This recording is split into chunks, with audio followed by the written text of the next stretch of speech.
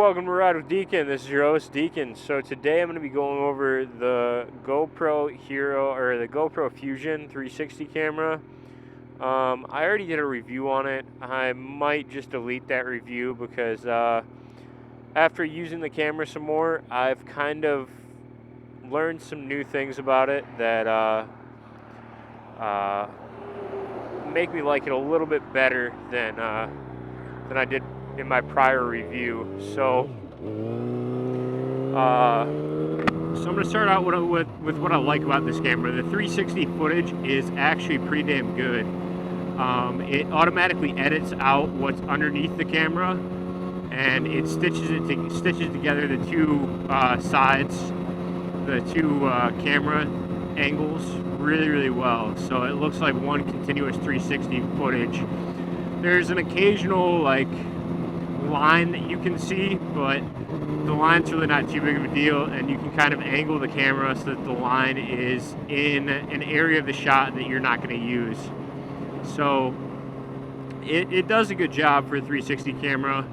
Another thing that I like about it is the price. So I got this camera for about 150 bucks on eBay, and for that price you really can't beat it. Like, I've seen other 360 cameras that are comparable go for 300 plus, so it's about half the price of a cheap one. Like, I think the Insta360 camera, their cheapest one, goes for about $300. So the price is really competitive on it. It is kind of an older model, though. I think it was released in 2018. I'm not sure exactly. I think that's when their last software update was, 2018. But anyway, its video quality is pretty good. Let's see, another positive. Oh, another positive is the editing software. So the editing software for the GoPro, you can edit it on your phone. You don't need a fancy computer or anything. You can use the GoPro Quick app and just edit it, like, kind of, instead of having a 360 footage, you can go kind of get the shots that you want and may turn it into like a normal footage, but kind of move the camera angles around and do different effects and stuff like that. It's pretty damn simple to use too. It actually explains how to use it, and like I said, you can use it on your phone and export it on your phone to whatever social media website you want to put it on. What I do is I actually edit it on my phone, and then after I edit it on my phone, I put it into a computer by hooking my phone up to the computer, and then I edit it further from there. So I just find it easier that way. So some things that I don't like about the camera. This one is kind of a weird one. The GoPro 360 camera, it kind of has a red tint to it, like where things would normally be white, like pavement and stuff like that. It kind of has this red hue to it. So I don't know, it kind of looks saturated. It's not bad, it's not good, but it's kind of whatever, you know. You can kind of edit it in post, but it kind of sucks that it's red sometimes. Other look a little bit more saturated and makes it look a little bit more full in color. That's a really minor one. A major one that I got into in my last video that I'm actually kind of rebuttaling or whatever, or kind of taking it back. So it does overheat quite quickly. It mainly overheats when it's charging, and it also overheats when it's in the sunlight or in high temperatures. But I actually took it out on Sunday, and I used it all day long, literally all day long, and it didn't overheat.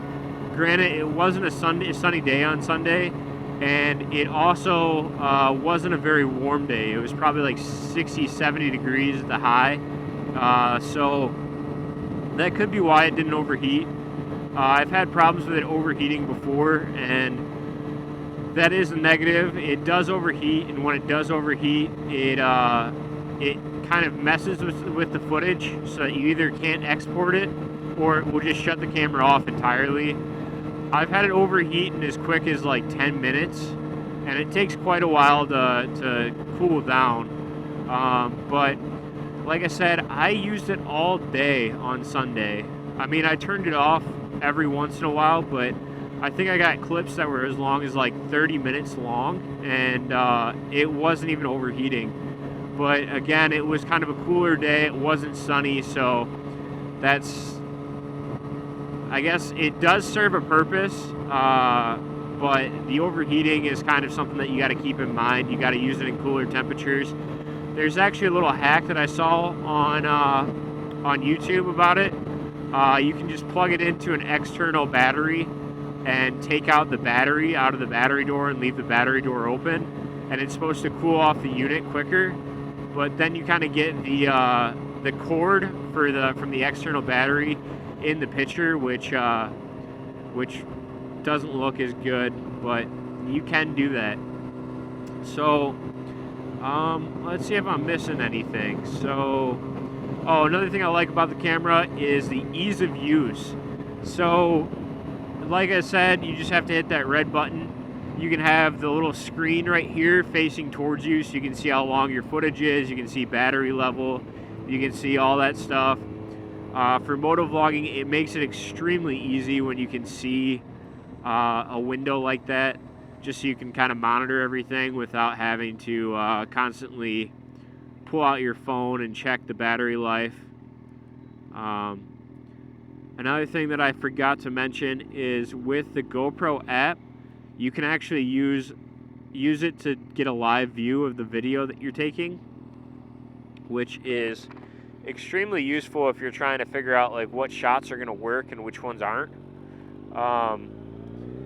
It's fairly simple to hook up your phone to the Wi-Fi of the camera. The only thing though is when you're using the Wi-Fi, or at least with my phone, when you're using the Wi-Fi of the camera, you can't use internet, which kind of sucks, which makes sense because normally you don't use Wi-Fi and internet at the same time. But so when you're downloading the footage or you're using that live view, you can't really use your internet on your phone, but it's not a big deal. It takes like somewhere between 5 and 15 minutes to download off the camera, and then you can use your internet after that. So I hope you guys have enjoyed this review of the GoPro 360 Fusion. Like I said, I was kind of hard on it in the last video. It doesn't overheat in like 5 to 10 minutes, at least the temperature that I've been riding in recently, which is about 75 degrees at the high. And it also, I haven't taken it out on a sunny day either. So, thank you guys. Bye.